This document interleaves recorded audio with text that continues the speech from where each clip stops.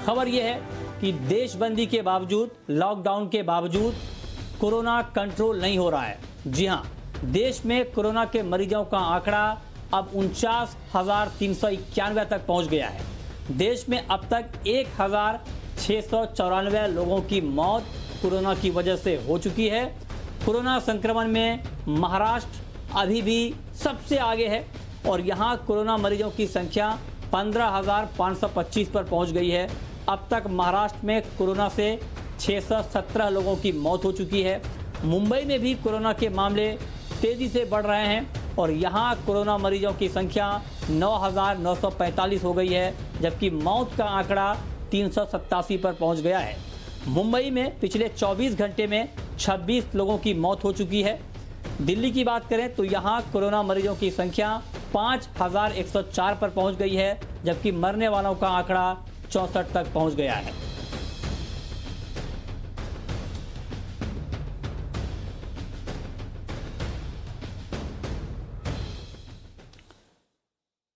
और इस बीच एक और रूम तक कोरोना पहुंच चुका है। गृह मंत्रालय के कंट्रोल रूम नंबर 1 में तैनात 2 जवान कोरोना संक्रमित हो गए हैं। सूत्रों के मुताबिक इसके बाद कंट्रोल रूम नंबर 1 को बंद करके सैनिटाइज किया जा रहा है।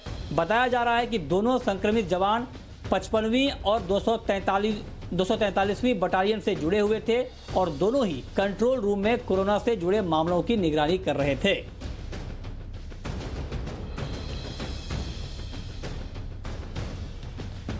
चलिए, ये तो 2 महत्वपूर्ण खबरें हमने आपको कोरोना के आंकड़ों को लेकर बताया, लेकिन अब कोरोना के साइड इफेक्ट क्या क्या हो रहे हैं, ये इसको लेकर एक बड़ी खबर आई है। और ये खबर ये है कि उत्तर प्रदेश ने पेट्रोल और डीजल की कीमतों में इजाफा कर दिया है।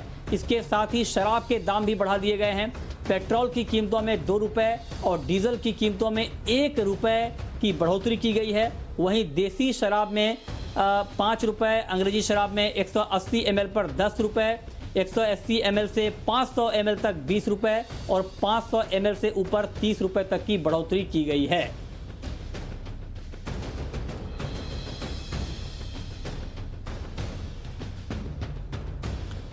तो इन तीनों बड़ी खबरों पर बात करने के लिए हमारे साथ हमारे 3 संवाददाता जुड़े हैं। हमारे साथ दिल्ली से हैं समीर दीक्षित, हमारे साथ मुंबई से हैं सुबोध मिश्रा और हमारे साथ लखनऊ से जुड़े हैं विनोद मिश्रा। आप तीनों का बहुत स्वागत है। पहला सवाल समीर आपसे ही होगा। लगातार आंकड़े बढ़ रहे हैं और लॉकडाउन का तीसरा फेज चल रहा है और खबर यह आई कि आज गृह मंत्रालय के कंट्रोल रूम तक पहुंच गया कोरोना।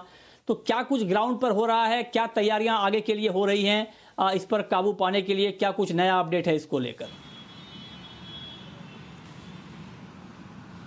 बिल्कुल, शुरुआत में दिल्ली से ही करूंगा। दिल्ली में इस वक्त जो कोरोना पॉजिटिव केसेस का जो आंकड़ा है वो 5200 की संख्या पार कर गया है, क्योंकि अभी जो ताजा आंकड़े जो हमें पता चले हैं उसमें पिछले कल से और अभी तक में 349 नए केसेस सामने आए हैं, जिसके चलते दिल्ली में 5200 से ज्यादा कोरोना पॉजिटिव केसेस की संख्या ये पहुंच गई है, जो बेहद गंभीर बात है। और उससे भी ज्यादा गंभीर बात ये कि कोरोना की जो पहुंच है वो वीवीआईपी एरियाज कह लीजिए, मंत्रालय कह लीजिए, वहां तक पहुंच गया है। जैसे आज गृह मंत्रालय में सुरक्षा में तैनात सिपाहियों में भी कोरोना पॉजिटिव केस निकल के सामने आया है, जिससे मामला और गंभीर हो जाता है। हालांकि एहतियातन उस पूरे ब्लॉक को सील कर दिया गया है, वहां पर सैनिटाइज करने की पूरी प्रक्रिया को अंजाम दिया जा रहा है और जितने भी लोग उस सुरक्षाकर्मी के संपर्क में थे उनको होम क्वारंटाइन करने के लिए कह दिया गया है।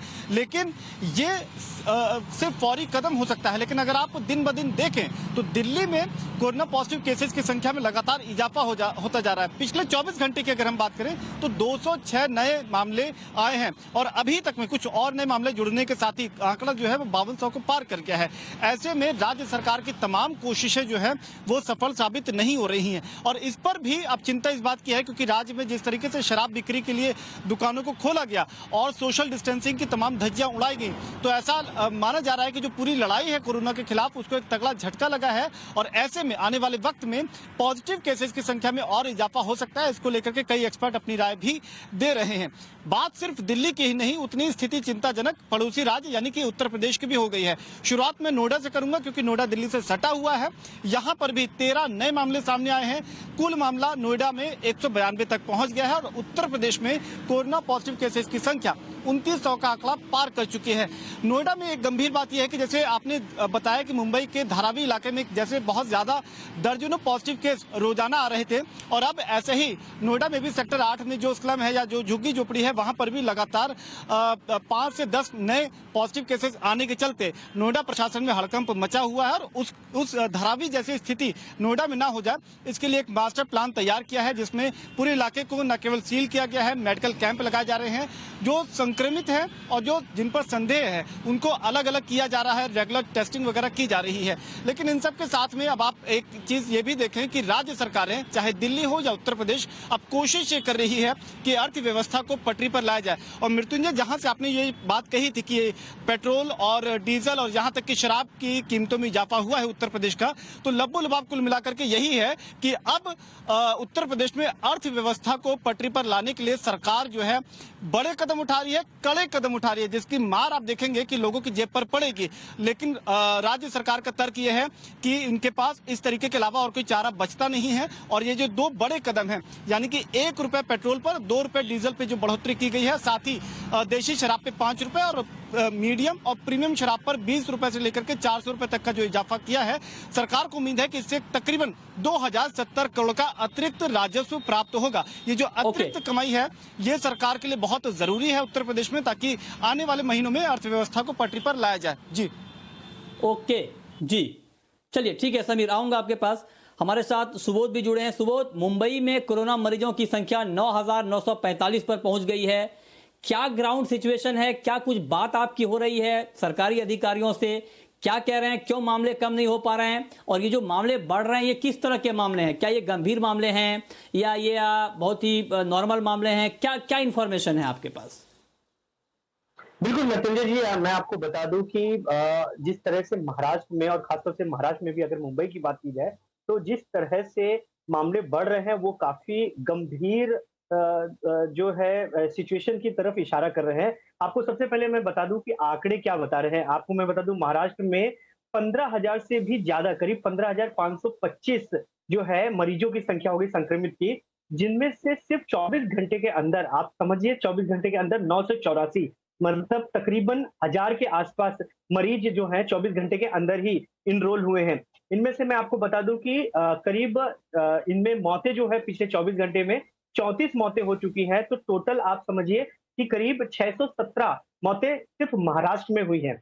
आप इसके बाद आंकड़ा देखिए, मुंबई का आंकड़ा कितना खराब है, आप देख सकते हैं तकरीबन 10,000 के करीब मुंबई में संक्रमित मरीजों की संख्या पाई जा चुकी है।